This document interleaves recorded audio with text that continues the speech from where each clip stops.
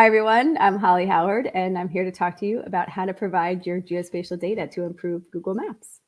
Specifically, we're going to talk about the Geodata Upload Program. I'm going to get started by talking about who is the audience for the Geodata Upload Program. And I'll talk a little bit about other programs so that if you don't think that you're right for the Geodata Upload Program. And I'll go through an overview and some core features and standards, and then I'll go through some ways to contact us with questions if you have any. Okay, so who's right for the Geodata Upload Program? So usually it's geospatial data authoritative providers such as public agencies, national, federal, local governments that have GIS professionals on staff. We also take data from NGOs, official sources, educational institutions that have authoritative data. We have a very strict standard for taking just authoritative data, those that officially own the data. So just be careful when you're uploading your data, but we do take data from consultants and private providers as well. So some alternatives, if you don't think that you fit into that category, we do have report a problem or send feedback. And this is usually just for general users who notice a change in their neighborhood, maybe one or two roads that they want to change, or they notice that something was missing. We do have plus codes and address maker for bulk addressing. So if if people in your region or your community are missing addressing, this might be right for you. We have Environmental Insights, which is a great government program for those who want to gain actionable insights into environmental improvements in their region. And then Google My Business for those who actually want to improve their business and advertise on Google. I added some slides here for those groups. I really want to focus on the Geodata Upload today, so I'm not going to go too much detail more into these. But take a look. Since this is recorded, you can always come back and take a look.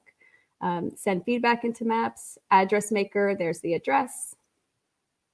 Environmental Insights, again, insights.sustainability.google, and Google My Business. Okay, so getting into Geodata Upload. So why share your data with Google? Well, hopefully you're here because you want to share your data with Google, but some good reasons that we think are important. You want to inform your citizens, certainly avoid congestion. That's what Google Maps is for, right? Getting from A to B. Location services, we found that many people use Google for road crews and emergency services. And then again, if it's important in your region, tourism, then this is important for guiding tourists as well. So what data to share? So we're really talking about core data features. Geocoded addresses, roads, so road geometry, and then the attributes on roads, speed limit, surface type, the name of the road. Political boundaries, which is the boundary of the political area and the name of the political feature, and then points of interest. Those are the core data features. We do take other ones like parks, bike lanes, and imagery, but these are of a lower priority, and we have to do these on a best effort basis. The reasons might be processing capacity, the data quality, and then, as I mentioned, competing priorities. So if we aren't working with those immediately, you might see them parked, and we might be able to revisit these in the future. And you can certainly, I'll show you later how we communicate back and forth with you about your data. So you can certainly ask questions if you see that your data is parked on the status. So to get started, please head to g.co/map/geodata-upload, and you can take a look and read through all the documentation that we have there. So we have the About Geodata Upload, which talks about the features that I mentioned just now. And then we have extensive partner requirements and content requirements. And I'll go through a little bit about that here, but I welcome you to take a look at the page and really understand about the partner and the data requirements before you upload any data. We have many preferred formats based on the feature type that you have. I mentioned before political boundaries. So as an example, we have a certain schema that we'd like you to give your data in, and we go through that on the content requirements page. So I put the political boundary one here because it might be the most simple, but really we need the name and the type of the political boundary as well as the geometry. And then as you can see on the right, we have a list of all the other ones, and you have drop-down menus to explain the preferred content requirements for those and how to structure your data.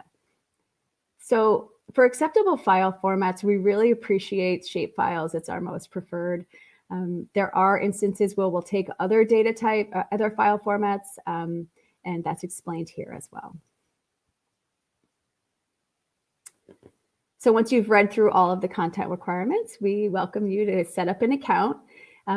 Just very basic information about your organization, but the more information you fill out here, the more it gives us an understanding about your agency and the goals of your agency.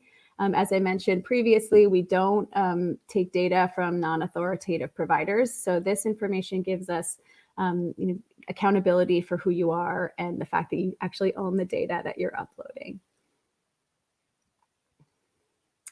This terms of service, actually, you check a box saying you do own this data and you're able to give it away to Google and you're able to give it to us to use. So please certainly read through this before signing it, and because you will be giving your data, you will be signing it, confirming that you own the data that you're providing. So once you create your organization's page, you'll be able to access the site, and this is your organization page. And again, as much information as you can give here so that we can verify who you are. Oh, I added a note at the bottom here. If there's a link here where you can put a note here where you can put in an internal point of contact. So if you do know someone at Google that you've been working with about your data or adding your geospatial data, go ahead and add that point of contact in here. You'll see that when you're uploading your data. So at the top left, you'll see upload new files, and we ask that you zip your files together and send them in to us.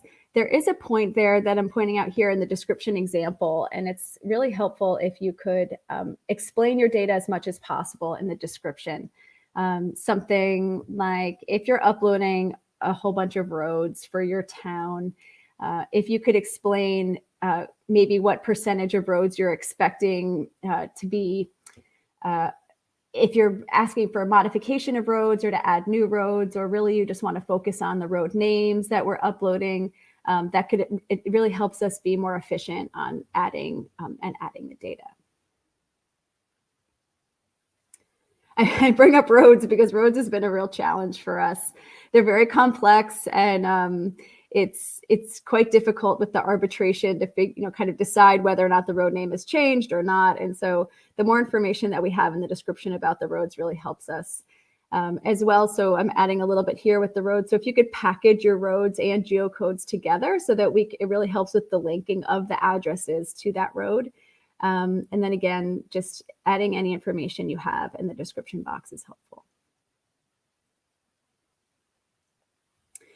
So once you're in this tool, there's on the bottom left there, it says message inbox. And this is for you to communicate directly with the operator that's working on your data. So we have GIS specialists actually looking at your data, and looking at who you are and assessing the data quality. And you are welcome to send a message here to the operator working on your data. And there's many questions that you can ask there, as I mentioned. Why is my data parked? What's happening with my data?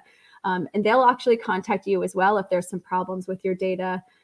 They'll respond to you saying whether or not we're able to accept your data. And if you want to go back and forth to try and fix it, we can work with you on that as well. So once you've submitted your data, as I mentioned, we have the email access that you can get in touch with us. But we also send you just these quick status updates on your data. It's new. Thank you for your data. It's now under review. And I mentioned parked. So this means that we may have some competing priorities. So we're going to work best effort on getting your data in. And then in use means that some of your data has made it to the map. And I wrote in italics here, it's been accepted, the accepted changes. And this doesn't mean that we haven't accepted your changes, but maybe some we already had that data in there. Or if there's some reason why we didn't accept the data, we can talk to you about, why or why not, or what percentage went in and what didn't. And then, some data, there's some cases where we can't use your data, and that will give you information about that as well. So that's it. That's the information on the GeoData Upload tool. I hope you have a good experience uploading your data. Please visit the website. And if you have questions, we have all of our GIS specialists on hand for this at this email address. Thanks so much for joining today, everybody. you.